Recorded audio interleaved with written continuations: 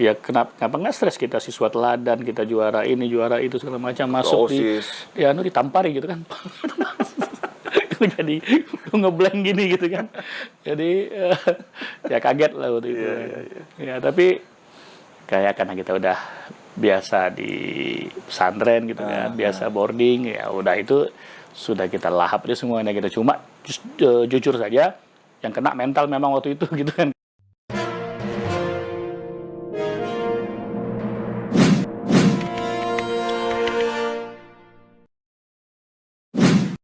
Baik, halo rekan-rekan Sila Sapa, salam Bhinneka Narayaka Bakti.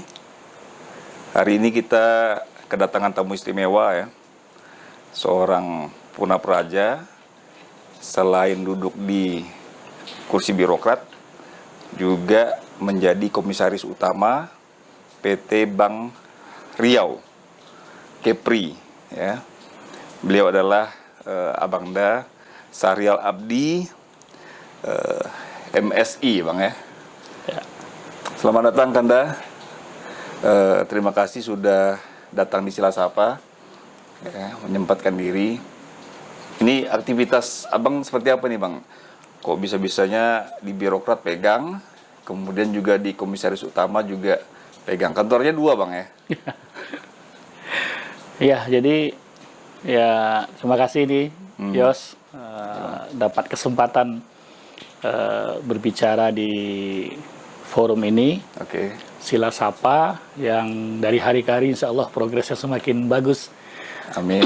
Ya, dan tentunya saya bangga dapat kesempatan kita bisa diskusi, sharing, dan tentunya banyak hal mungkin yang bisa kita diskusikan, terutama setelah mendengar nih para senior-senior dan pembicara sebelumnya luar biasa. Mudah-mudahan ini dapat menginspirasi dan memotivasi. Nah, saya sendiri hari ini kan bertugas di pemerintah Provinsi Riau. Nah, benar karena memang di birokrasi hari ini dipercaya sebagai Kepala Badan Pendapatan Daerah Provinsi Riau atau Bapenda. Sekaligus juga sedang diuji sih sebenarnya, sedang diuji untuk membantu Pak Gubernur selaku pemegang saham, pengendali, yaitu Gubernur Provinsi Riau Pak Samsuar. Karena memang saham terbesar di PT Bank Riau Kepri itu adalah dari pemerintah Provinsi Riau. Bank Riau Kepri sendiri terdiri dari 21 pemegang saham. 2 gubernur Provinsi Riau dan Kepulauan Riau, dan 21 kabupaten kota se-Provinsi Riau. Jadi bupati-bupati se-Riau dan Kepulauan Riau. Tahan dulu Bang. Ini saya udah mulai kebayang nih gimana pusingnya ngelola Bapenda sekaligus menjadi komisaris utama. Nah, cuman saya ingin menelusuri dulu nih Bang ya. Kanda lahir 1 Oktober 1975 nih di Pekanbaru ya. Iya. Ya. Sebelum ke cerita Bapenda dan komisaris utama, saya mau melihat masa kecil Kanda seperti apa sih? Kecil saya lahir di Pekanbaru. Kalau yang tahu atau pernah ke Pekanbaru itu pasti tahu Sungai Siak. Jadi saya lahir di Pekanbaru dan kami tinggal di ujung Jalan Sudirman. Orang kenalnya dengan Bom Lama. Nah, karena memang itu pelabuhan yang dulunya aktivitas di sungai. Ya sama lah mungkin di kota-kota lain. Jadi saya lahir di pinggir sungai, tinggal di sana, sekolah di sana juga. Orang tua? Baru. Orang tua profesinya? Profesi pedagang. Pedagang. Nah, jadi ada juga keluarga besar kami ini sebenarnya boleh dibilang mungkin saya yang pertama jadi PNS gitu. Pertama jadi PNS dan itu pun melalui jalur STPDN ketika itu. Karena keluarga besar kami sebenarnya keluarga pedagang begitu. Nah, kenapa saya ceritakan itu karena saya tahu persis dan masih ingat sekali saya pun sendiri kecil itu memang ikut orang tua berdagang. Nah, karena tadi kita tinggal di sungai, dulu kan akses antar kota atau antar daerah itu melalui sungai. Nah, makanya kami berdagang itu mengikuti alur sungai. Makanya terkenal dulu kalau di Pekanbaru atau Riau itu barang-barang yang masuk dari Singapura dan kemudian dari luar negeri itu melalui jalur Sungai Siak itu. Nah, kami kalau boleh dibilang keluarga itu pedagang sebenarnya yang mendistribusikan barang-barang kebutuhan harian ya, barang kelontong lah gitu. Tapi kami menggunakan kapal masuk ke daerah-daerah yang bisa diakses melalui sungai. Dan kemudian saya masih merasakan waktu itu tahun 80 ya, 81, 82 itu saya ikut orang tua, saya kecil sekali. Itu kita masih mengalami 6 sampai 7 tahun lah ya. Masih mengalami barter. Jadi cara transaksinya masih barter. Kenapa? Karena kita dengan suku-suku yang kalau di sana itu ada suku Sakai namanya, yang berdiam di sepanjang sungai, yang sampai dengan mulai ke hulu sungai sampai ke beberapa anak-anak sungai itu kita masuk. Nah dulu mereka ini kan kehidupannya dari hasil hutan, termasuk ketika itu kayu, kemudian karet, getah itu yang ditaki, dan kemudian hasil-hasil hutan lainnya, kemudian ikan yang dari sungai. Jadi makanya barter. Kenapa saya katakan barter? Kami dari Pekanbaru itu membawa kebutuhan harian mereka, sembakonya, dan kemudian itu kita tinggalkan dengan mereka. Nanti kita barternya itu dengan ikan salai, kalau dia itu ikan asap ya, ikan salai. Bahkan ada yang ikan hidup juga yang masih dalam jaring. Tadi kayu, kalau di sana sebutnya kayu balak gitu ya. Nah, kalau sekarang kan menjadi illegal logging kalau sekarang. Kalau dulu itu hal yang biasa dari hasil hutan. Dan kemudian karet, mereka kumpulkan karet. Nah, itu kita tarik pakai kapal sungai, bawa ke Pekanbaru, masuk ke pabrik karet, masuk ke pabrik kayu. Jadi saya udah biasa dan saya dari kecil udah jadi kapten kapal itu. Ya itu perjalanan ya, karena memang orang tua bahkan kakek saya juga seperti itu.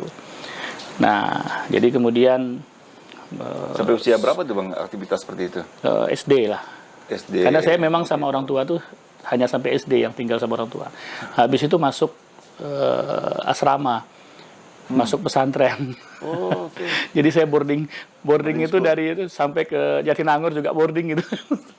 Jadi lama di asrama lah hidup ini gitu. Jadi sampai udah selesai SD, kemudian saya masuk pesantren. Saya sendiri waktu itu maunya ke Jawa, mau ke Gontor terus terang waktu itu. Cuma ibunda sekarang udah almarhum, itu nggak ingin jauh-jauh anaknya gitu, karena saya anak tertua, laki-laki, bahkan cucu tertua laki-laki. Nah, coba kakek saya setuju untuk saya sekolah di Gontor. Nah, diam-diam ibu saya daftarkan saya di SMP. Kebetulan pada masa itu NEM ya, nilai evaluasi Tanas lah dulu ya waktu itu. Kebetulan di Pekanbaru saya tertinggi.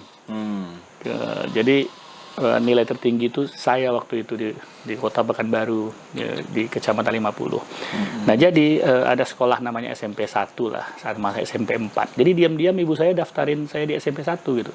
Karena tak ingin saya jauh-jauh dari dia. Jauh-jauh. Nah, itu lucu. Begitu saya tahu ibu saya daftarkan, itu saya pergi diam-diam sendiri pakai sepeda, cabut yang udah didaftarkan ibunda tadi. Saya minta karena saya nggak mau sekolah di sana begitu. Saya ingin ya, saya udah nangis-nangis minta sama kakek agar saya disekolahkan ke Jawa, ke pesantren Gontor lah waktu itu. Sangat ini sekali di kita kan. Keinginan kuat sekali itu ya. Karena kakek juga samping dagang juga jadi ulama juga dan segala macam. Jadi itu memotivasi. Nah, akhirnya jalan tengah diambil. Akhirnya tetap masuk pesantren, tapi di Pekanbaru saja. Namanya pesantren Babu Salam. Babu Salam. Akhirnya, Women Solution ya. Ya, akhirnya 6 tahun di sana, SMP, SMA. Alhamdulillah SMP, SMA di sana. Ya karena itu pesantren baru dan pesantren modern ya. Jadi menyatukan antara kemampuan ilmu agama dan juga ilmu umum. Dan alhamdulillah ketika itu prestasi-prestasi juga dicapai oleh pesantren Babu Salam. Bahkan terakhir kita pesantren itu kerjasama sama BPPT. waktu Pak Habibie Menristek. Nah, jadi makanya ada bantuan laboratorium spesifik kimia, biologi, fisika, itu beda-beda laboratoriumnya.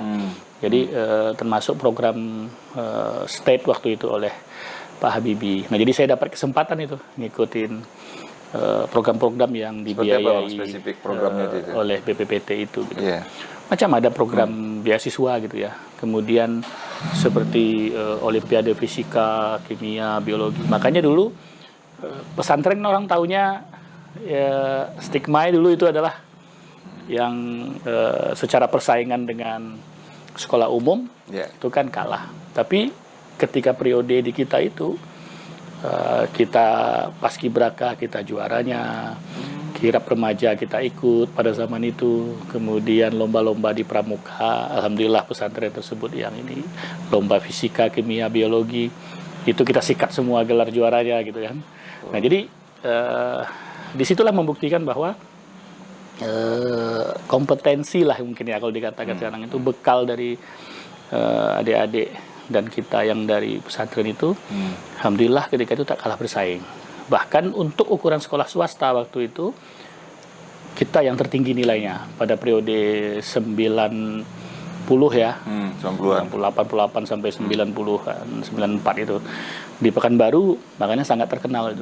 Kita ngalahin yang juara bertahan seperti sekolah swasta Santa Maria, kemudian Cendana yang tempatnya Pak Sandiaga itu di Rumbai ya, kemudian waktu itu Kalam Kudus ya, sama ada beberapa sekolah swasta yang memang ternama itu muncullah.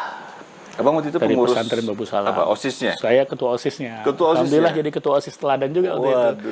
Bahkan dikirim untuk nasional, kita di PPB pusat pengembangan pemuda yang di Cibubur gitu.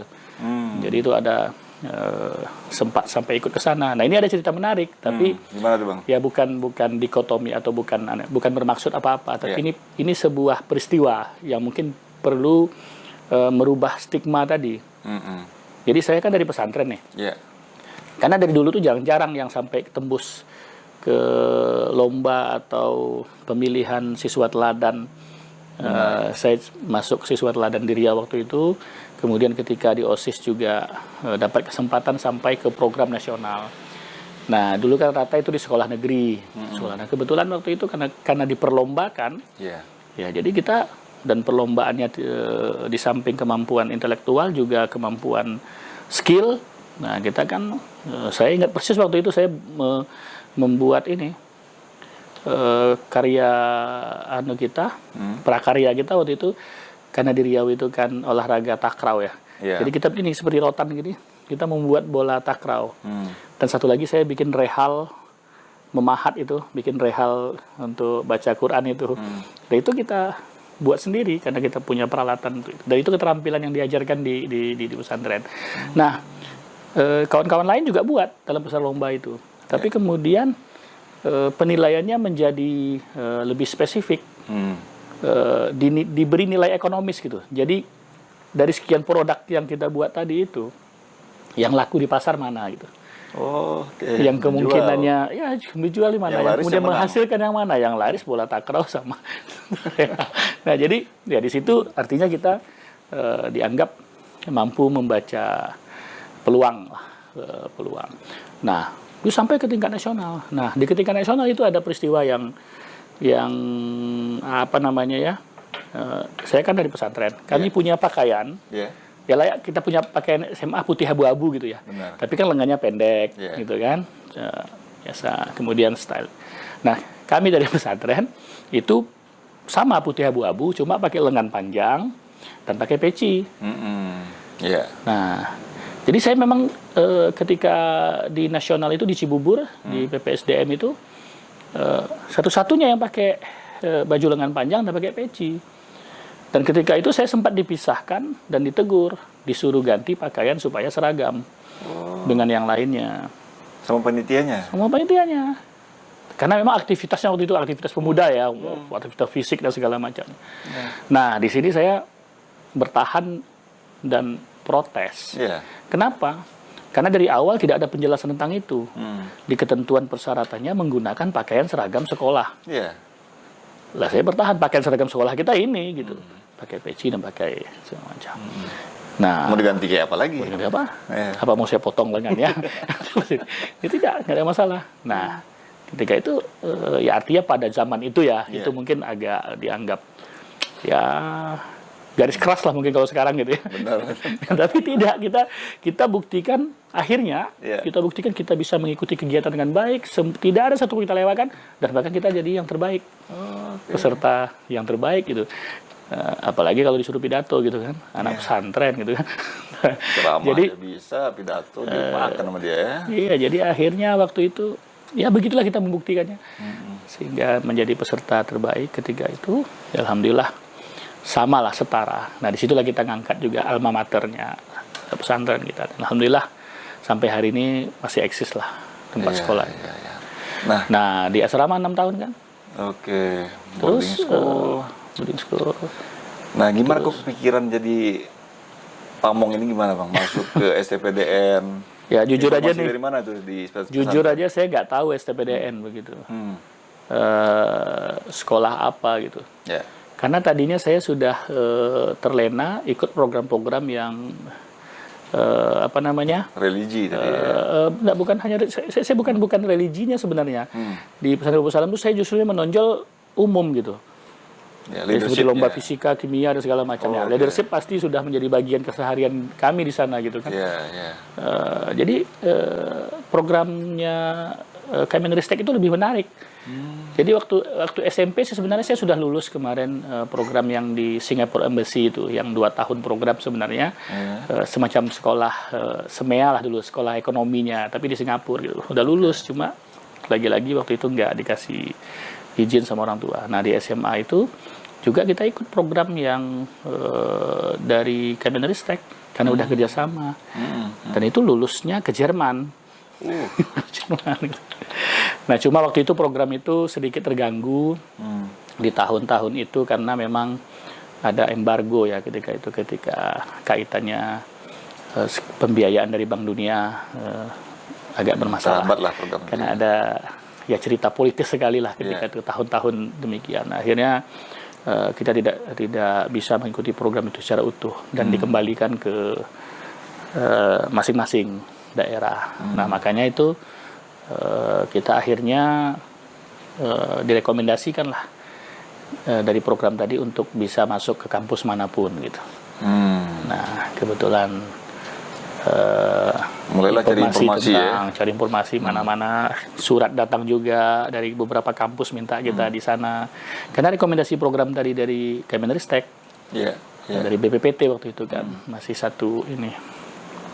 Nah, akhirnya ya takdirnya masuk ke STPDN, ikuti tes. Masih ada yang STPDN. Saya pikir tapi saya nggak tahu jadi pegawai negeri.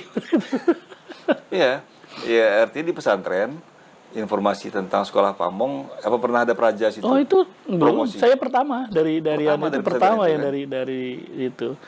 Dari pesantren. Itu dapat informasi dari mana, Kanda? Ya dari teman-teman lah. Teman-teman pesantren. Enggak, teman-teman pesantren nggak ada yang ikut. Nggak tahu. Cuma saya sendiri yang ikut dari pesantren. Teman-teman di kampung. Ya, teman-teman yang di sekitar, di sekitar. Kasih informasi. Gitu ya. Masuk ini aja. Masuk ini aja, gitu kan. Jadi. Pasti abang nanya lah, ini jadi apa gitu kan? Iya, jadi apa? Karena kita nggak tahu sendiri, pemerintahan sendiri kita nggak tahu apa gitu kan. Cuman yang tahu gratis mungkin ya. Nah, ya gratisnya tahu gitu kan. Ini sekolah gratis. Boarding school. Dan dulu gratis itu kan menjadi motivasi untuk membuktikan prestasi begitu kan. Iya. Membuktikan prestasi. Dibayar negara. Dibayar negara gitu, kebanggaan gitu kan. Ya, tapi syukurlah gitu. Akhirnya jalan hidup jadi seperti ini begitu. Ikutlah tes, masuk sebagai praja STPDN angkatan 06. Angkatan 06 tahun 94 ya. Iya, senior saya setahun. Nah, kemudian setelah lulus jadi praja, kaget memang. Iya, atau biasa-biasa aja itu. Ya karena kita berbeda sekali ya program tadi yang kerjasama dengan Kemenristek, program-program seperti state itu memang mengandalkan kemampuan ini kita, kemampuan akademik kita ya, kemampuan analisis, kimia, fisika, yang digarap itu kimia, fisika, biologi dan matematik. itu semua gitu kan. Makanya saya itu ketika asesmen di sana itu lulusnya justru untuk engineer. Jadi di mechanical untuk pesawat. Programnya, dan itu di Jerman sekolahnya. Jadi begitu masuk IPDN, ke situ ya. Begitu masuk IPDN ya kenapa nggak stres, kita siswa teladan, kita juara ini juara itu segala macam, masuk ditampari gitu kan. Jadi ngeblank gini gitu kan. Jadi ya kaget lah waktu itu. Ya tapi kayak karena kita udah biasa di pesantren gitu kan, biasa boarding, ya udah itu sudah kita lahap dia semuanya gitu. Cuma jujur saja yang kena mental memang waktu itu gitu kan, karena memang berbeda gitu. Senior junior. Ada juga. Keras juga sebenarnya pesantren. Cuma kan hubungannya dibina dengan akhlak yang anulah gitu ya. Kalau ini kan enggak nih, kenal. Bahkan yang nampar pertama dari kontingen sendiri gitu kan. Abang itu, ini abang apa. Tapi ya itulah tradisi. Akhirnya kita bisa menyesuaikan, alhamdulillah. Berjalanlah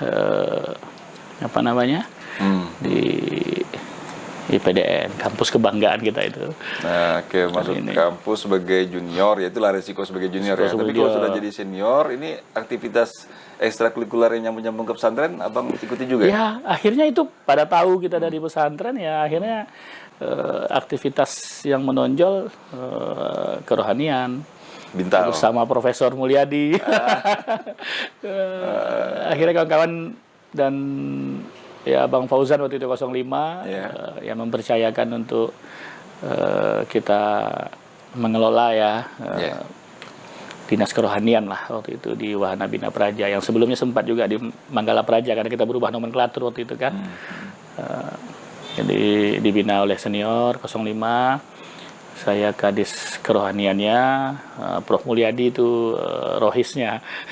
Jadi ya sama-sama lah kita kelola. Alhamdulillah waktu itu kita sama-sama juga termasuk yang dimintai pendapat lah mungkin oleh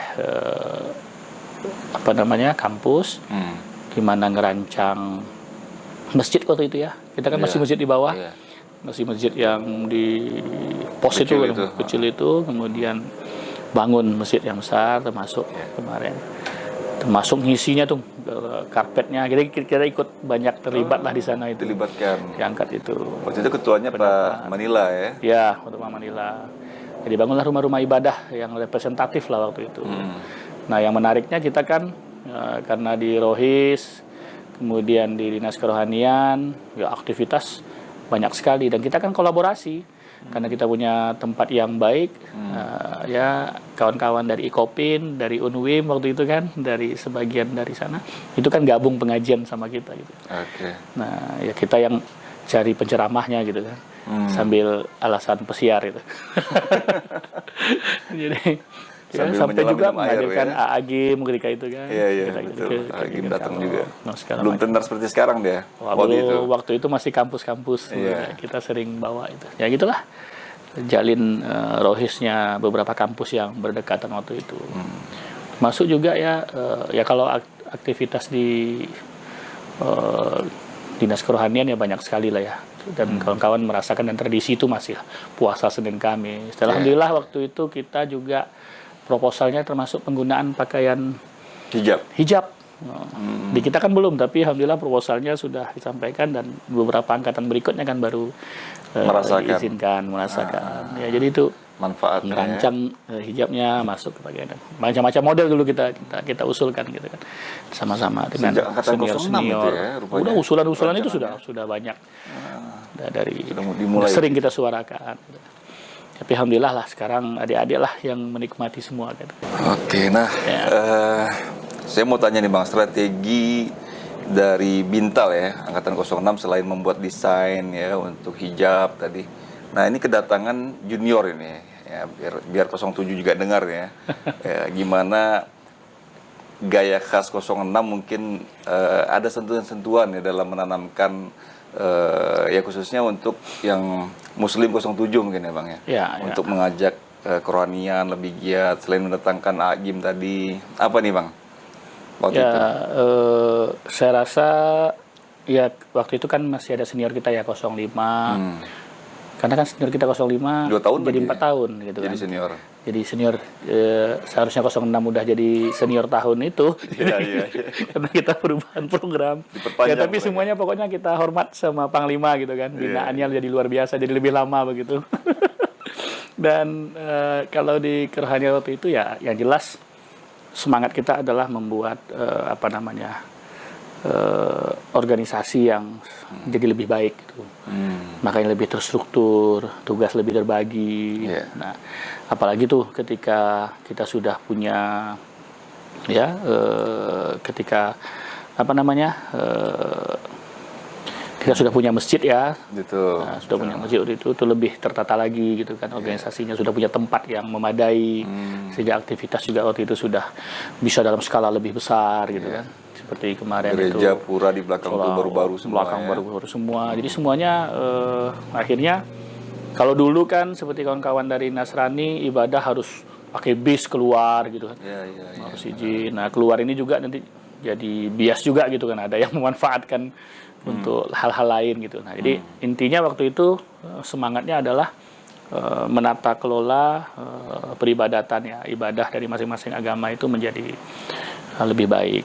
Nah, secara organisasi juga sudah ditata, masing-masingnya sudah menjadi lebih nyaman lah, sudah layak untuk melakukan ibadah sesuai dengan tuntunan. Ada nggak junior yang bandel Bang? Waktunya kerohanian tapi kabur dan Abang ngecek ya, kemana atau gimana? Yang jelas terindikasi yang masuk jadi bintal itu terindikasikan kalau dua hal. Yang pertama memang serius untuk memperdalam ilmu agama, yang indikasi keduanya ya mantul gitu kan. Merasa lebih terselamatkan ketika bergabung dengan bintal ya. Tapi kita waktu itu hanya memotivasi, alhamdulillah lah semuanya dari mungkin awalnya niatnya beda-beda gitu kan, tapi kemudian bisa berkontribusi dalam diskusi, dalam kajian, taklim dan segala macamnya. Nah, itu yang kerasnya Prof Mulyadi itu, itu memang kalau saya lebih moderat lah gitu ya, lebih moderat karena ngenaungin beberapa kegiatan kawan-kawan juga yang non Muslim. Nah, alhamdulillah koordinasinya baik. Dan ya kalau terhadap 07 saya rasa 06 itu sayang sama 07 gitu ya. Sayang sama 07 karena 06 itu kan jumlahnya sedikit ya. 05 jumlahnya banyak, 06 sedikit, 07 itu banyak lagi gitu kan. Jadi ya mungkin psikologis jadi jadi lebih lama junior itu mungkin yang bikin 06 itu jadi baik-baik gitu. Jadi penyayang gitu ya. Jadi dari saya sendiri ya mungkin karena juga ya boleh ditanya juga lah, kalau untuk kekerasan fisik dan segala macamnya mungkin saya hampir tidak pernah melakukan itu gitu kan. Ya, tapi kalau dikomporin juga kadang-kadang pernah mukul juga gitu kan. Tapi tujuannya sekali lagi kita luruskan lah ya, tujuannya untuk benar-benar memberikan didikan yang benar lah, memberikan motivasi. Ya itu tadi, karena kita ini kan akhirnya nyadar dan kemudian akhirnya kadang-kadang baru lurus berpikir itu setelah dipukul itu gitu. Nah, makanya sekarang di lapangan rata-rata desakan, paksaan dan situasi sulit yang kita alami ketika itu implementasinya hari ini gitu. Menghadapi situasi yang sulit rata-rata kita pamong itu sangat tahu apa yang harus dilakukan begitu. Nah, itu itu sangat berharga, nggak dapat di mana-mana ilmunya itu. Nah, saya tahu nih Abang kenal banget sama pengasuh ya, artinya yang melegendaris ini ya. Ketika buku saya tulis Sang Guru Pamong kan, Anda juga punya kesaksian atau testimoni yang luar biasa dengan beliau ya, dengan Pak Indarto itu. Nah, bahkan Anda sudah membuat beliau menangis 2 kali ya. Yang pertama ketika menjawab pertanyaan beliau di Menza. Yang kedua ketika, yang saya ingat betul ini ya, beliau ulang tahun 77 tahun ya kalau nggak salah, beberapa tahun yang lalu. Ya, beliau kan hadirkan Ustadz Abdul Somad ketika itu ya. Dan beliau betul-betul surprise itu. Nah, ini ada memori tertentu dengan Pak Indarto nggak, Bang? Ya, sejujurnya waktu Praja nih, waktu Praja saya memang agak jarang bersentuhan dengan Pak Indarto begitu ya. Iya, Tapi kalau secara umum kita tahu lah bahwa beliau the legend itu ya. Legend. Tapi secara kontak mungkin interaksi ya karena mungkin kita jadi anak baik gitu ya. Yang sering interaksi sama Pak Indarto tuh itu kalau diindikasikan pasti nakal gitu. Bermasalah begitu, Praja bermasalah. Ya, tapi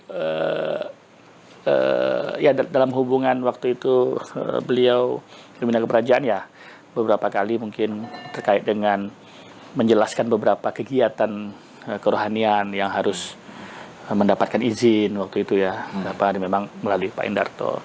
Tapi yang nggak pernah aneh-aneh lah. Kalau saya udah bawa map biasanya Pak In waktu itu ACC terus itu nggak ada masalah waktu itu. Ya artinya waktu Praja nggak punya terlalu dekat atau apa. Nah justru yang menariknya yang peristiwa kita reuni 20 tahun Persada ya, 20 tahun Persada. Ya itu juga di luar dugaan. Karena beliau hadir dan kemudian karena formasi makan di Menza itu terjadi setelah kita makan di Menza 06 makan di Menza di hari reuni ke-20 tahun itu. Karena dulu Kades Kerohanian di meja korp, jadi kemarin terkondisikan lagi makannya di meja korp dan Pak In juga makan ketika itu. Nah, selesai kita keluar karena fungsionaris lah ya, ex-fungsionaris gitu, keluar makan ya biasalah ngumpul di tempat kita biasa dulu ngobrol-ngobrol. Dari situ ada Pak In. Nah, waktu itu sebenarnya diskusi biasa sih, biasa canda-canda. Cuma waktu itu Pak In mengungkapkan pertanyaan. Pertanyaan dia merasa, ya mungkin karena haru atau apa, beliau merasa dia bertanya, kenapa kalian mengistimewakan saya seperti ini begitu? Kenapa saya dan itu tidak dirasakan hanya dari 06, dari semua angkatan. Nah dan ternyata beliau sepertinya memang menanyakan ini kepada semua angkatan. Betul. Tapi waktu itu kawan-kawan juga sempat jawab ya, karena Bapak dulu baik sama kami, karena Bapak segala macam atau tulus ya, tulus dan segala macamnya gitu. Tapi dia nggak puas dengan jawaban tadi gitu. Wah, malah kayak keluar dong, kita kena gombal kamu itu ya kena lagi kita gitu kan dari Praja, masa sudah 20 tahun reuni masih kena gombal kamu juga gitu kan. Nah, jadi saya inisiatif lah sama kawan-kawan coba sebenarnya juga spontan ya gitu ya. Tanpa sengaja karena dia merasa tak puas, masih bercerita. Ya saya coba menjawab waktu itu gitu kan. Saya kutip satu ayat saja, izin Ain ya. Itu jawabannya ada di Al-Quran, saya bilang kan. Saya katakan, "Faman ya'mal misqala dzarratin khairan yarah wa may ya'mal misqala dzarratin syarran yarah." Itu janji Tuhan, setiap kebaikan itu dibalas dengan kebaikan. Keburukan juga akan mendapat ganjaran keburukan, walaupun sebesar biji zarah. Nah, tapi mungkin itu beliau belum begitu nyimak. Tapi kemudian saya kunci dengan kalimat, sungguhnya hari ini Bapak sebenarnya sedang menuai kebaikan-kebaikan yang Bapak berikan, meskipun Bapak tak tahu kebaikan itu apa sebenarnya yang kami rasakan gitu. Makanya kami berdiri hari ini dengan jabatan masing-masing itu karena kebaikan Bapak tadi, dan itu Bapak tuai hari ini, bukan kami berikan, Bapak tuai sebenarnya. Nah, Bapak tuai. Bapak nggak tahu kapan Bapak nanamnya. Nah, di luar ekspektasi kita, maksudnya karena diskusi sifatnya. Kayak beliau sepertinya tertegun begitu ya, tertegun. Dan natap agak kaku ke kita, dan kemudian tiba-tiba dia balik kanan. Dia balik kanan dan turun ke tangga, nyendiri. Kita bengong di sana. Ada apa ini gitu. Jadi saya dimarahin sama ketum Bang Handi kan. Bang Handi bilang, "Wah, itu gara-gara kau ngapa tuh kejar tuh Pak In?" Siapa In? Enggak. Habis itu biarin aja itu, kenapa ya? Tapi yang jelas ya sekilas lagi kita nganggap dia sepertinya ngusap air mata atau apa gitu kan, turun. Tapi nggak paling ke kita gitu. Nah, itu yang gimana? Akhirnya karena kita ada agenda berikutnya, ya biasalah apel lagi habis itu dan kemudian. Ya ketika nulis buku itu Bang, ya Pak Indarto nggak lupa dia nama Kanda kan, cuman dia bilang itu ada yang 06 yang benar jawabnya. Terpaksa saya tanya ke Bang Handi, siapa Bang yang jawab seperti itu, mengutip ayat Al-Quran? Kata Bang Handi, Bang Syairil Abdi. Saya katakan waktu itu kan. Iya, saya yakin juga dia nggak tahu sama saya waktu itu gitu. Iya. Nggak. Jadi dia ya terharu, menangis ya. Ya akhirnya berasa lah di hati beliau ketika itu ya, jawaban Kanda. Ya saya yakin karena beliau juga sangat ya mendalami ilmu agama juga gitu kan, semakin semakin bijak begitu kan ya, mungkin klop mungkin di sana gitu ya, dengan jawaban seperti tadi, dan mungkin itu yang beliau renungkan ya. Akhirnya ya kami yang kelabakan untuk mencairkan suasana, karena kita kan mau happy gitu ya, mau gembira atau berkumpul segala macam ya. Akhirnya kita bawa lagi itu kemudian ya, akhirnya saya nutupi rasa bersalah saya kepada teman-teman. Akhirnya saya yang teriak-teriak itu, foto, tunjuk Pak In, lihat Pak In gitu, kita sama-sama nunjuk ke Pak In segala macam. Akhirnya cair lagi suasananya. Nah cuma mungkin buat penonton yang di luar alumni nih Bang, bisa diceritakan nggak sosok Pak In waktu mendidik itu seperti apa, sehingga saya kita kan udah tahu banget nih kan gimana. Ya betul. Coba Pak Indarto ya, kalau ya bagi senior-senior, mungkin bagi angkatan-angkatan yang merasakan bagaimana sosok beliau. Jadi begini, ini ada kaitannya dengan apa yang saya sampaikan kepada Ustaz Abdul Somad ya. Sehingga beliau juga tertarik dengan sosok ini sehingga mau telepon gitu. Ya jadi saya sampaikan ya apa adanya. Ya sebenarnya bukan hanya beliau ya, ada tokoh lagi di situ yang ya boleh dibilang lah, kalau dalam kami yang ngalami itu ketika pimpinan STBDN Pak Sartono Hadi Sumarto, mantan Bupati Kampar ya, mantan Bupati Kampar beliau itu. Dan ceritanya bukan hanya integritas itu di STBDN, tapi ketika beliau bupati itu udah kita dengar integritasnya seperti apa gitu. Nah kemudian ada almarhum Letkol M. Jafar gitu. Nah yang terakhir yang ketemu mungkin dengan banyak dan dalam waktu yang panjang, Pak Indarto. Nah ini kalau boleh dibilang ini karakteristik pamong yang integritasnya luar biasa. Nah kita sangat merasakan bagaimana beliau salah. Nggak ada negosiasi, nggak ada tawar menawar, salah gitu. Meskipun waktu itu kita merasa tidak adil mungkin ya, sebagian kawan-kawan yang dihukum atau sebagian yang merasa tidak adil gitu.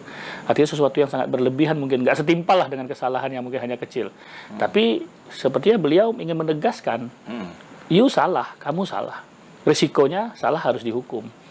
Jadi itu yang ditegakkan oleh beliau gitu. Konsekuensi itu memang harus. Aturan, ya. Dan itu saya rasa dalam hidup sangat berharga ya. Sangat berharga sekali, bahwa ketika kita ingin mengambil keputusan sesuatu, kita harus sudah berhadapan dengan risiko benar dan salah gitu. Nah itu yang ditegaskan oleh beliau, dan beliau bersikukuh dan yakin dengan pertimbangan itu, benar katakan benar, salah katakan salah. Itu yang kalau saya sendiri nangkap. Itu ya nggak ada cerita. Contohnya kita yang paling fenomenal kan cerita-cerita dengan beliau itu ketika kita senam pagi gitu kan. Bangun subuh ya. Aerobik ya. Subuh dia nggak mau tahu. Memang waktunya aerobik ya aerobik gitu kan. Yang terlambat sholat ya salah. Kenapa terlambat sholat? Bukan karena tidak aerobiknya, karena terlambat sholatnya. Sekarang waktunya aerobik gitu. Nah kadang-kadang kesannya beliau sangat ya orang ibadah kok kemudian dia perlakukan seperti itu. Ya bukan beliau yang salah, kita yang salah. Sudah bukan waktunya sholat subuh lagi gitu. Itu waktunya aerobik atau apa. Ya itu yang nilai mungkin yang ditanamkan mungkin ya, yang perlu lah untuk kita hari ini, kita menempatkan sesuatu pada tempatnya. Itu mungkin nilai yang. Dan kemudian sama juga dengan hal-hal lain ya. Ya ketika perlengkapan pakaian kita tidak sesuai, kerapian kita tidak sesuai. Jadi beliau itu sangat detail dan standarnya jelas.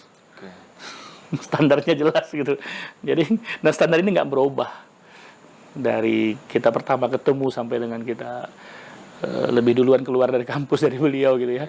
Kita datang lagi standarnya masih begitu gitu. Dan beliau memberikan contoh lebih dulu ya. Dan itu memang dirinya dulu yang menggambarkan betapa beliau dedikasinya ya. Kita bayangkan lah, dia bisa nangkap kita lagi tiduran sebelum subuh, berarti kan dia harus bangun sebelum kita begitu kan. Lebih cepat. Kita sudah selesai apel malam dulu dari barat, dia masih keliling. Berarti dia tidur setelah kita tidur semua. Atau jangan-jangan tak kita ketahui dia nggak tidur. Tidak kita tahu kan gitu kan.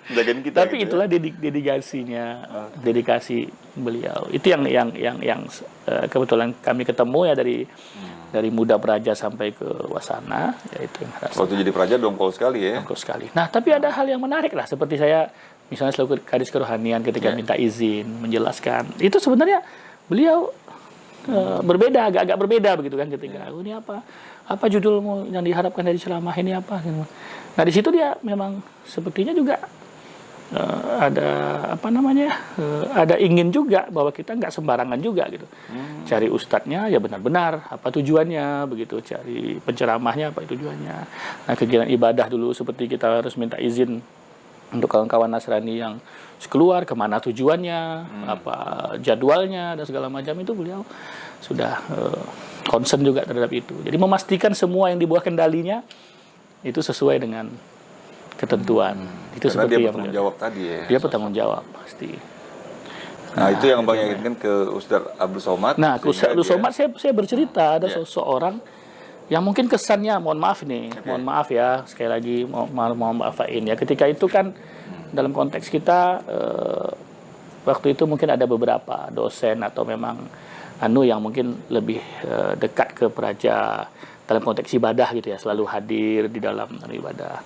Nah, Pak In mungkin karena kesibukannya termasuk yang boleh kita lihat waktu itu jarang. Jadi mungkin sedikit dalam konteks pemandangan pemahaman keagamaan, artinya beliau tidak terlalu jadi sehingga kesannya waktu itu ya macam-macam lah ada mandang, oh ini Bapak kapan ininya, kapan sholatnya, kapan ininya. Dan kemudian tadi itu orang lagi sholat di tindak fisik dan segala macamnya. Jadi kesannya waktu itu kan sangat tidak. Tapi satu hal yang kita tangkap, mungkin kalau kita ya karena di Rohis ya kita pernah diskusikan bahwa nilai yang beliau berikan itu lebih daripada praktek. Mungkin mohon maaf nih, sholat kita tepat waktu 5 waktu 1 hari. Jadi implementasi, beliau ini implementasi apa itu yang diajarkan dalam agama gitu. Nah, itu mungkin kalau dalam konteks agamanya akhlakul karimahnya tuh beliau terapkan itu. Daripada yang puasa Senin Kamis dan segala macamnya. Di situ kalau saya sih pandangan saya pada akhirnya begitu. Makanya kepada Ustaz Somad saya katakan ini ada guru kami yang mungkin mohon maaf ketika dulu ya, di masa-masa beliau itu pemahaman agamanya tidak begitu dalam. Tapi kalau hari ini beliau waktu itu saya cerita sama Ustaz Somad, beliau bangun masjid dan segala macamnya, kemudian ibadah, kemudian ada kesempatan untuk berbuat lah untuk. Nah, tapi menurut saya Ustadz, beliau ini justru memberi contoh itu dengan caranya sendiri. Nilai-nilai Islami itu beliau praktekkan di dalam kehidupannya sehari, yang nampak di mata jauh dari ibadah, tapi yang di dalam hatinya yang keluar tulus dari diri beliau ini sebenarnya nilai-nilai yang akhlakul karimah tadi gitu, yang seharusnya dimiliki oleh setiap umat beragama gitu. Wah, ini unik kata Ustaz Somad. Ini luar biasa. Dan kalaupun dia setelah pensiun kemudian dapat kesempatan untuk lebih banyak beribadah, itu betul-betul hidayah Ustaz Somad. Makanya saya minta izin lah kalau begitu Ustaz, karena beliau bertanggung jawab untuk membina terhadap perilaku moral kader-kader pemimpin se-Indonesia sebenarnya. Makanya sebenarnya sosok ini layak diapresiasi saya bilang. Jadi kalau bahasa saya Ustadz mohon izin saya bilang, beliau ini sebenarnya pendakwah saya bilang. Tapi dakwahnya bilhal. Wah, itu istilahnya dakwahnya bilhal, dengan perilaku, dengan contoh, tindakan tadi ya. Dan itu dakwah yang luar biasa, dan itu susah kata Ustaz Abdul Somad. Kalau gitu kalau gitu saya bersedia bicara. Dan itu kebetulan luar biasa pas hari ulang tahun beliau, dan Dinda Yose itu tahu kali peristiwanya karena Dinda Yose yang menghubungin lagi sama Pak Indarto, dan kebetulan saya lagi dampingi beliau waktu itu. Saya beliau berkunjung ke Kabupaten Bengkalis ya. Kebetulan saya waktu itu PJ Bupati Bengkalis. Dan kegiatan itu 3 hari 3 malam mendampingi Ustaz Abdul Somad di 6 titik. Dan kesempatan itu memang tepat pada waktunya, dan ya ujungnya momennya pas semua ya. Momennya pas dan semua. Itu kedua kali Kanda membuat beliau menangis. Ya, saya nggak tahu Pak Indarto nangis apa enggak, tapi Yose yang cerita bahwa beliau terharu sekali ya. Ya kalau gitu 2 kali nih saya bilang. 2 kali. Makanya saya minta maaf ini Pak Indarto sudah dan tapi kan pada akhirnya sesuatu itu kembali. Ya kalau Pak Indarto waktu itu merasa bisa berbicara langsung dan mendapatkan ucapan selamat dari tokoh ulama ya, ulama. Kalau di kami beliau bergelar Datuk Setia Ulama Negeri, ya, Profesor Dr. Abdul Somad. Pak In mungkin terharu karena mendapat kesempatan langsung. Saya mimpi apa didoakan, kemudian jawaban saya tadi, karena saya terhutang, jadi saya terhutang sebenarnya waktu itu. Jadi kenapa saya mengadu kepada Ustaz Abdul Somad? Saya sebenarnya kan ditagih dari pertemuan pertama di Menza itu.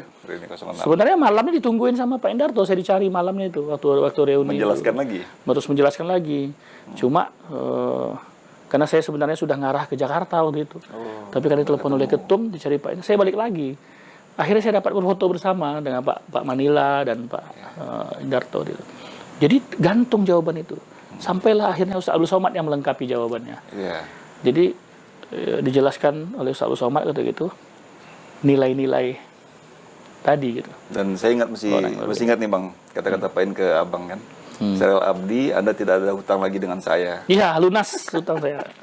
Tapi saya merasa tetap masih ada hutang karena belum secara spesifik pribadi bertemu dengan beliau, insya Allah lah dalam waktu dekat. Setelah lulus di STPDN tahun 98 ya. 98. Reformasi bergejolak. Karena ditempatkan di mana tuh awal-awal dulu? Saya Kabupaten Kampar. Padahal daftar dari Pekanbaru, dapat SK ke Kampar. Berapa jam dari Pekanbaru, Kampar? Waktu itu 1,5 jam ya. Kalau sekarang sudah 1 jam karena jalannya sudah mulus. Udah mulus. Jadi 98. Siapa yang tidak kenal tahun itu tahun yang menyeramkan ya. Terutama bagi kita birokrasi. Karena itulah saat-saatnya reformasi. Saat-saatnya orang begitu stigmanya sangat negatif terhadap pemerintahan. Dan ya boleh dibilang ya mungkin 06 ya produk pertama yang diluncurkan dalam era reformasi begitu kan. Langsung Mei-nya kemudian Agustusnya dikukuhkan oleh B.J. Habibie gitu. Angkatan yang dikukuhkan oleh Pak B.J. Habibie kan 06 gitu. Makanya 07 tahun berikutnya. 07 ya berikutnya mendapat kesempatan juga. Nah, jadi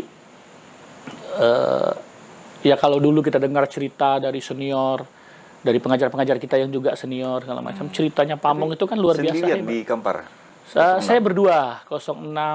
Jadi kan 06 itu juga ada yang kembali ke daerah, ada yang di tempatnya di daerah lain. Nah, kebetulan saya dengan almarhum Dafri Haryuda dari Sumatera Barat. Nah, di Payakumbuh. Waktu itu kami tempatkan di Kampar. Nah, ketika tempat di Kampar tuh almarhum Dafri di rumah saya lah tinggalnya gitu. Awalnya karena pertama-tama. Tapi kemudian kami di kecamatan yang berbeda. Alhamdulillah kami waktu itu dapat kesempatan langsung diklat PIM ya. Adum namanya waktu itu kan. Karena udah berbekal juga waktu itu sertifikat lulus tes Adum. Jadi kita langsung Adum waktu itu dapat kesempatan. Di daerah ya. Makanya di Pekanbaru. Nah, setelah itulah baru bertugas. Nah, kami langsung dibagi tugas waktu itu. Saya ke kecamatan Kampar. Almarhum Dafri di kecamatan Bangkinang Barat. Nah, Bangkinang Barat itu lebih dekat ke Sumbar. Jadi sebenarnya berbatas karena dia dari Tanjung Pati itu dekat sebenarnya. Kalau kampung dia. Kalau kampung dia mungkin hanya 2,5 jam dia udah bisa sampai di kampungnya. Ya bersyukur juga lah beliau waktu itu. Nah, jadi tugas pertama di kecamatan di era reformasi ya tidak seperti yang kita dengar. Oh, jadi pamong itu enak begitu kan. Cuma merintahnya enak dari senior. Karena kita berhadapan dengan stigma negatif sudah di bawah. Dan kalau untuk di Provinsi Riau itu, Kabupaten Kampar itu termasuk kabupaten yang indikator politiknya tinggi begitu. Jadi kabupaten yang agak keras gitu ya. Ya, yang agak keras secara politik dan pemikir-pemikir, karena di sana banyak orang-orang pintar lah yang dari Kabupaten Kampar. Banyak yang jadi profesor, banyak yang jadi akademisi. Kritis dan lah kritis ya. Sangat kritis di sana. Nah, saya masuk di sana di Kabupaten Kampar itu, kalau dulu kan ada tipologi kecamatannya. Itu masuk tipe A, kecamatan tua. Nah, begitu ditugaskan di sana, karena sudah adum, alhamdulillah dapat jabatan waktu itu. Kasubsi Perekonomian, Produksi dan Distribusi. Ada banyak perekonomian. Eselon 5B. Eselon 5B.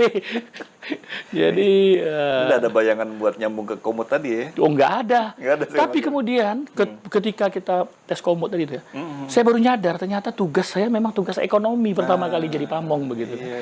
Si perekonomian. Apa kerjaan waktu itu? Nah, kalau ini makanya saya senyum nih sebenarnya kalau orang cerita inflasi hari ini ya. Inflasi hari ini sampai presiden ngurusin inflasi begitu. Dulu enggak. Kita tahu itu harga 9 bahan pokok. Memang kita jalan keliling pasar. Cek pengendalian harga, berapa harga. Dulu ingat nggak di RRI itu diumumkan harga bawang, harga cabai merah, itu hasil dari kerja kita itu. Kita kan keliling semua. Jadi laporan secara berjenjang dulu dari kelurahan ke kecamatan, pantau harga telur, telur ras, telur kampung dan segala macam. Cabai keriting, cabai tak keriting, segala macam. Jadi semua diumumkan gitu. Nah, artinya itu dulu secara tak langsung itu pengendalian inflasinya luar biasa loh.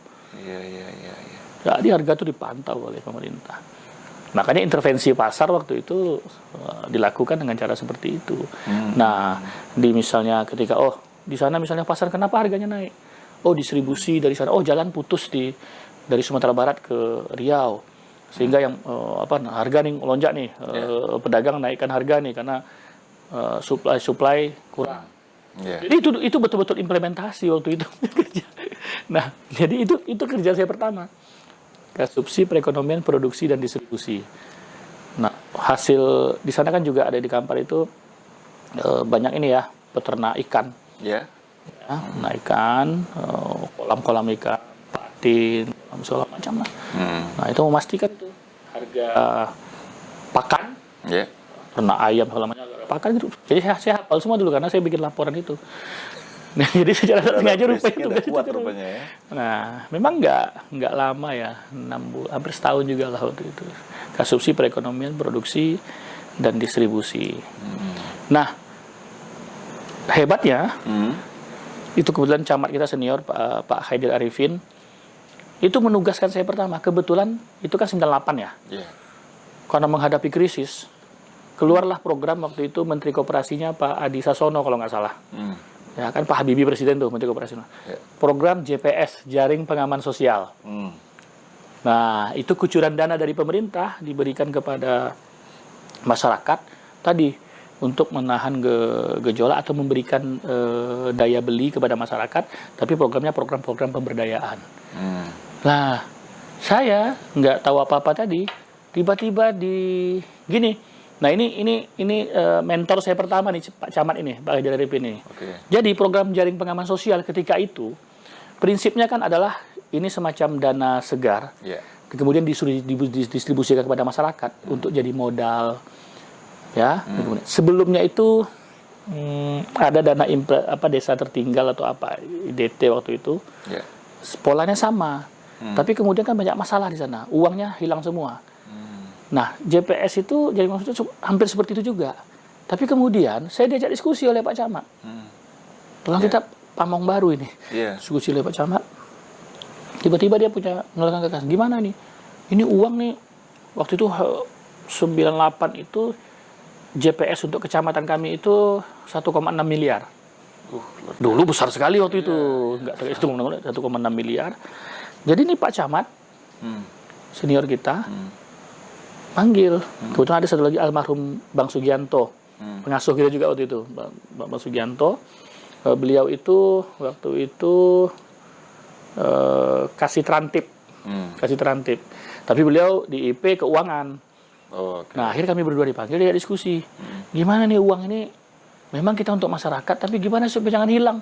Nanti masyarakat menganggap ini bantuan cuma-cuma. Begitu terima, nanti sini tidak produktif. Nah, begitu aja diskusi, akhirnya kami punya gagasan bertiga. Gimana uang ini bisa kita gulirkan? Kita gulirkan. Akhirnya kami bentuk koperasi. Kumpulkan kepala desa, yang tadi ini kasih pengertian, ini ada 1,6 harus kita selamatkan. Tapi orang menikmatinya harus bersama-sama. Kalau sudah jadi, gulirkan. Berhasil usahanya, gulirkan. Ya. Walaupun tak ada tuntutan dari JPS itu polanya seperti itu, tapi ini pemikiran seperti itu dibuat. Nah itu luar biasa ternyata gitu. Satu-satunya kecamatan di Riau waktu itu yang merubah JPS tadi ke dalam bentuk koperasi itu kami. Kami buat namanya Kumirat, Koperasi Usaha Ekonomi Rakyat. Kumirat. Jadi anggotanya pandai besi, itu yang bikin dodos sawit, yang bikin peralatan perlengkapan yang dari besi. Mulai dari situ dia. Pandai besi. Nah, kita suruh bikin kelompok kalau mau usaha besar, pinjamkan dari besar. Jadi itu kerjaan saya pertama tugas itu. Jadi saya keliling. Makanya masyarakat hafal sama kita gitu kan. Jadi kita seperti sinterklas lah ya, kasih bantuan. Jadi bantuan pinjaman. Mereka sangat menghargai gitu di tengah situasi yang sulit. Kita ajak mereka ngelola, kita sampai saya mencarikan pasarnya untuk produk mereka tadi. Jadi itu ada yang kelompok petani buah, yang jual pinggir jalan. Kemudian yang jual makanan ringan. Kalau dari Pekanbaru itu ada danau namanya, daerah Danau Bingkuang, Topek Bugi itu kalau di sana itu. Itu anggota kita dulu. Kemudian yang jual buah di Pasar Kampar segala macam, sampai pandai besi di Rumbio. Jadi yang lingkup kecamatan itulah waktu itu. Dan itu berkembang ya, 1,6 jadi berapa? Berkembang, bahkan kita berhasil membuat bangunan untuk koperasi itu. Representatif sekali di pinggir jalan. Dari perguliran dana itu. Perguliran dana itu. Dan saya ingat ini, manajernya anak IPB. Jadi koperasi kita tuh kita profesional kan, pakai manajer. Pakai manajer. Wah, bayangkan itu. Jadi yang tadi ini tiga ini pamong gitu. Jadi kita pakai manajer. Ya, artinya sudah belajar manajerial di bisnis lah waktu itu gitu kan. Secara nggak langsung, cuma terpaksa gitu. Akhirnya koperasi bergulir berjalan. Kemarin masih ada, tapi kemudian bangunan itu saya lihat sudah berubah jadi tempat layanan, jadi puskesmas sekarang. Tapi kelompok-kelompok apa tuh masih hidup dan tentunya sudah dibina lah oleh pemerintah daerah hari ini, Kabupaten Kampar. Nah, itu cerita yang terkait dengan kerjaan ekonomi tadi, subsidi perekonomian. Nah, yang menarik lagi tuh hari pertama saya masuk ngelapor, langsung disuruh pimpin musrenbang di salah satu desa, namanya Desa Batang Batindih namanya tuh, desa transmigrasi. Pimpin musrenbang, Pak Camat langsung disuruh. Nggak ada tidak siap. Langsung pimpin musrenbang, artinya terjun langsung ke tokoh-tokoh masyarakat, pimpin kita yang pegang kendali gitu kan. Tapi itu tadi selagi-lagi binaan senior gitu kan, mentor. Jadi nggak mau tahu. Padahal dan kebetulan juga ada senior Bang Saifullah waktu itu sekcamnya. Bang Asman Shah juga Bang Saifullah kasih pemerintahannya, Bang Asman Shah waktu itu sekcamnya. Beliau ini juga gitu. Mungkin beliau dia ngerjain saya semua nih, senior semua kan, disuruh nih latih junior Musrembang. Dan lancar pakai sepeda motor twin. Twin masih motor dan kita jemberang sungai itu. Belum ada jembatan, masih pakai rakit. Pakai ponton. Iya. Saya dampingin ke Bang Darusmar juga waktu itu memimpin. Alhamdulillah pengalaman perdana, tugas perdana. Wah, cuma dan diskusinya berhasil, diskusinya reformasi gitu. Jadi muncul tokoh-tokoh sana tuh yang memang masih menyuarakan. Nah, karena desa transmigrasi ya kalau dulu itu kan jasanya Pak Harto ya di program-program yang ada di makanya kecintaan kepada Pak Harto itu masih tinggi di situ. Nah, jadi di situ Jadi berbeda pandangan antara kelompok masyarakat kita yang ditransmigrasi sama. Nah ini nih potensi gesekan juga ketika itu. Antara pendukung dan bukan pendukung begitu kan. Nah itu yang kita rasakan. Nah alhamdulillah ini yang kita dikelola, dan syukurnya saya pertama tuh bersyukur bertugas di Kampar yang saya katakan di tempatnya tadi, secara intelektualitas orangnya bagus dan kemudian kritis. Jadi kita sebenarnya dapatkan kepercayaan justru dari orang-orang seperti itu. Justru di sana ditempa ya, awal karir yang sangat membuat basic Kanda semakin kuat di situ ya. Saya masih ingat, jadi akhirnya ya itu tadi.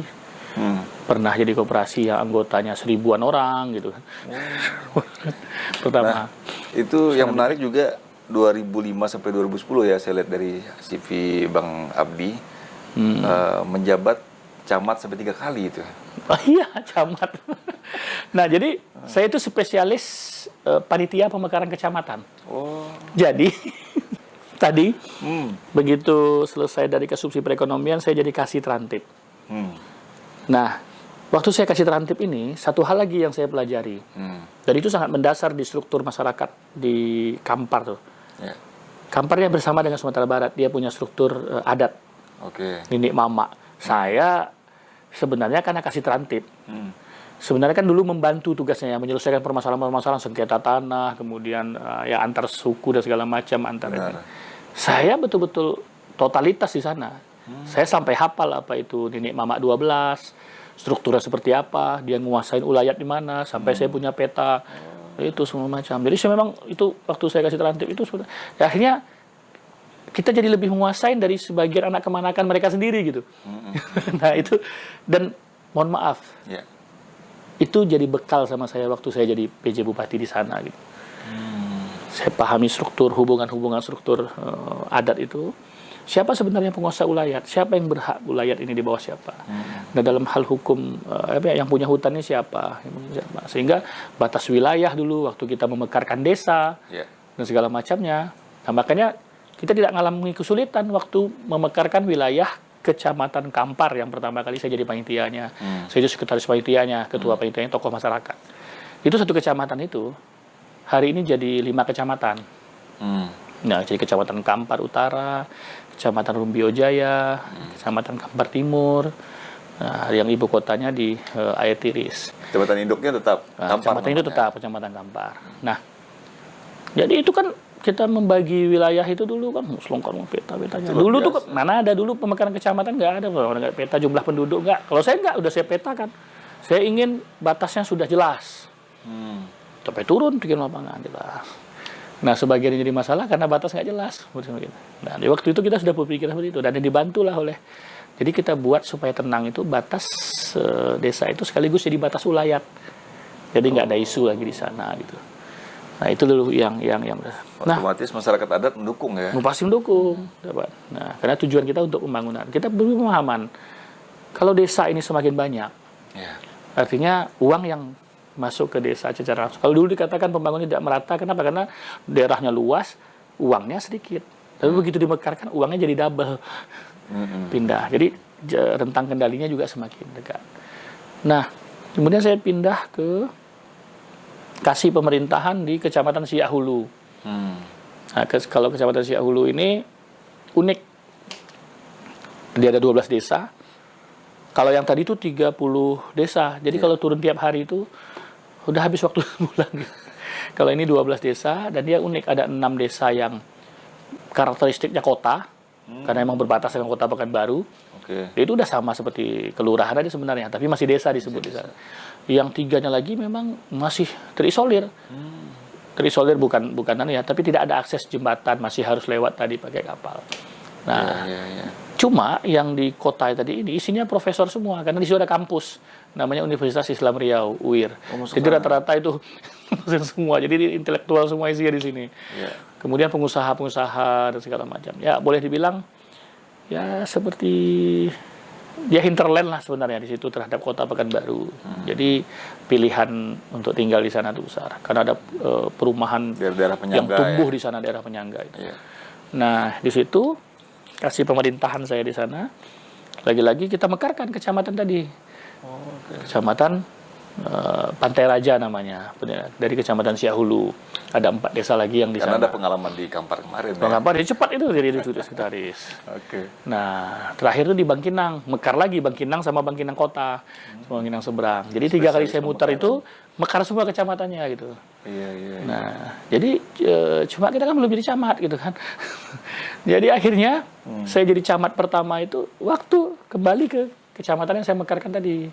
Camat Kampar lah saya pertamanya. Kampar, iya. Nah, kemudian balik jadi camat Siahulu. Camat Bangkinang. Nah, jadi itu semua yang saya mekarkan itu kayaknya berterima kasih gitu ya.